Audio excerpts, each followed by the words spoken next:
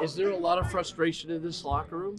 I would say frustration at the result. Yes, I don't think there's any frustration at people. It's just the results of the way the season started. Yeah, I feel like it'd be a little puzzling if guys weren't frustrated because it's something that we got to fix and turn around. And you don't turn it around all at once. You don't get to 500 all at once, or things like that. It's one day at a time. Unfortunately, it's a climb, and the change and the progress you're going to see amidst the locker room before everybody else in the world sees it.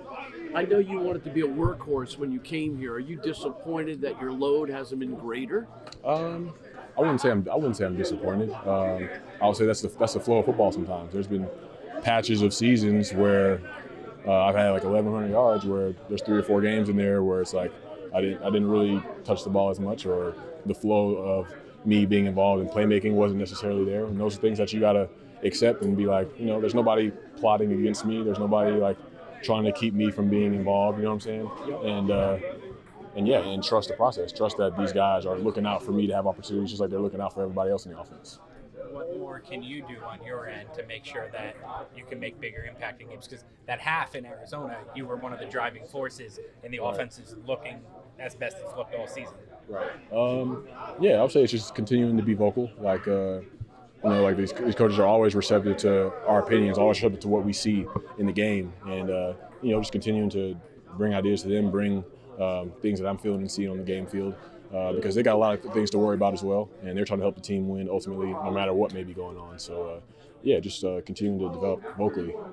You got to score this week against a team that can score as many as 70. Do you guys know that the offense really has to step up? We know the talent that's over there, but at the same time, it's we focus on too much on what somebody else is doing. We'll get a little distracted from what we got to do, and with that offense over there, as talented as they are, we trust the defense to go out there and do their job. The defense has played more than well enough for us to win football games, and we trust them to go out there and do that. And we just got to do what we got to do.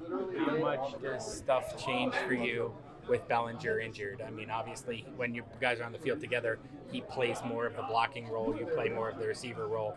Do you become more of a blocker as if your other tight end is injured? There's certain times where it shifts. My role may shift with him not being on the field, and that's part of being a teammate. You know what I'm saying?